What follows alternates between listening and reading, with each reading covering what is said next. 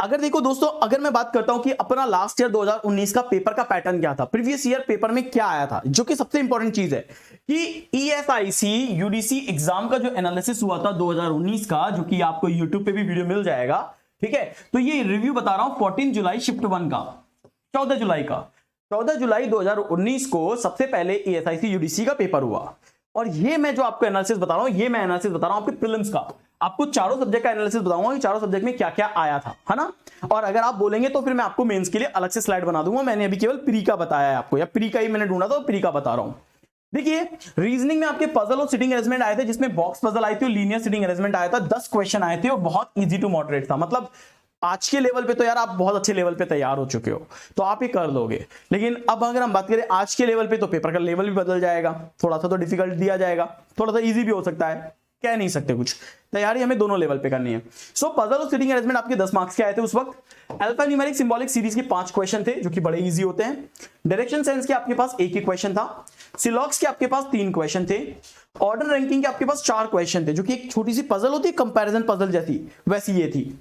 Alphabet based question आपके पास एक आया था, लेटर बेस्ड आपके पास एक आया था। टोटल 25 क्वेश्चन आए थे, 50 मार्क्स आए थे। Total 25 question, 50 marks. तो आप ये देख लीजिए कि ये आपके रीजनिंग का पेपर था। अगर मैं बात करता हूं क्वांट के पेपर, इंग्लिश का पेपर, कि हमारा इंग्लिश का पेपर क्या था, तो देखो यहां पे एक सेट ऑफ रीडिंग कॉम्प्रिहेंशन आया था, जिसका टाइटल क्या दिया हुआ था, डिसऑनेस्ट मिल्कमैन।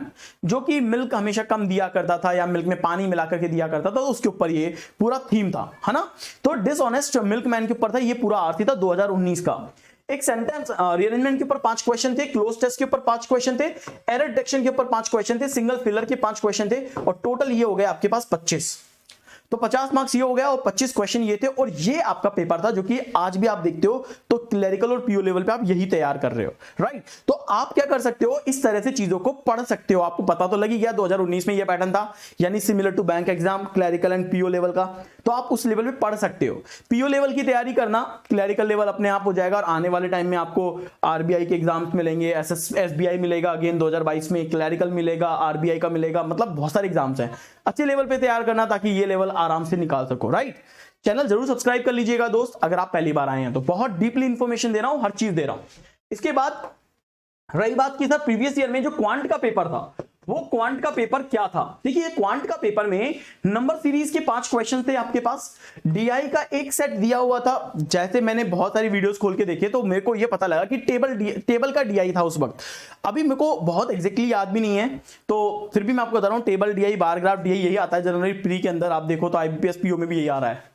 सिंप्लीफिकेशन के आपके 8 क्वेश्चन थे, अर्थमेटिक वर्ड प्रॉब्लम के 7 क्वेश्चन थे। और ये इस तरीके से आपके कितने बन रहे हैं, 25 क्वेश्चन बन रहे हैं। यानी सबसे बड़ा रोल आपके पास अर्थमेटिक के पोर्शन का है, और देन डीआई के 5 क्वेश्चन का है, राइट। और देन नंबर सीरीज आ रहा है। तो ये आपका जो है, ये क्वांट का पेपर था आपके 2019 का, ठीक है। अगर मैं बात करता हूं, ये देखिए यूडीसी प्रीलिम्स का एग्जाम है, और ये उसका जीए का पेपर है, कि जीए के पेपर में क्या आया था। तो देखिए, आप इस पूरे पोर्शन को ढंग से देखिएगा, एक लुक करिएगा। एक लुक करेंगे तो आपको एक चीज समझ में आएगी कि सर जितनी भी चीजें आप दिखा रहा है यहाँ पे, जैसे देखो, name of the external affair minister, G summit 2019, G summit 2020 कहां होगी, women cricket of the year 2019, बांगड़ा आंगल धाम किधर था, हवा महल लोकेटेड इन विच सिटी, जो कि हवा महल जयपुर में है, वर्ल्ड नोट ओबेकेडो कैपिटल ईरान। यानी ये सारा की सारा करंट अफेयर स्टैटिक है।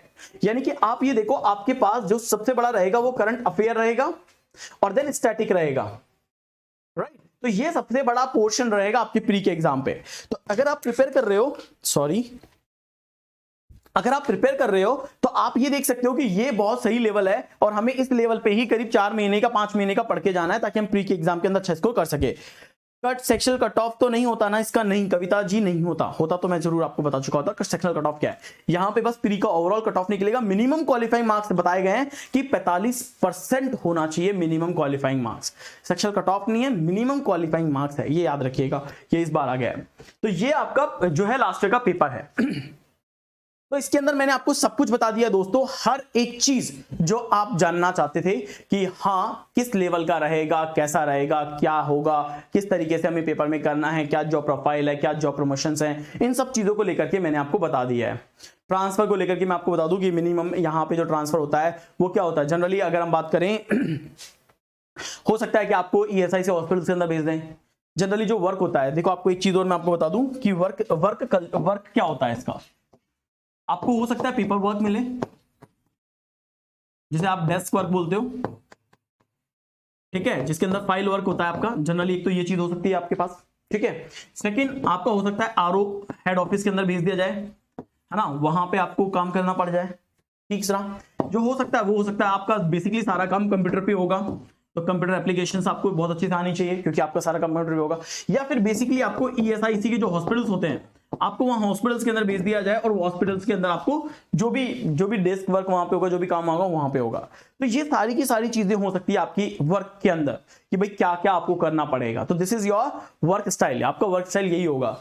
पेपर वर्क होगा, डेस्क वर्क हो सकता है, और ऑफिस के अंदर जाना पड़ सकता है, कंप्यूटर एप्लीकेशन पे आपको काम करना आना चाहिए, वहां पे सारे रिलेटेड वर्क कंप्यूटर का होगा, या फिर ईएसआईसी हॉस्पिटल के अंदर आपको जाना होगा।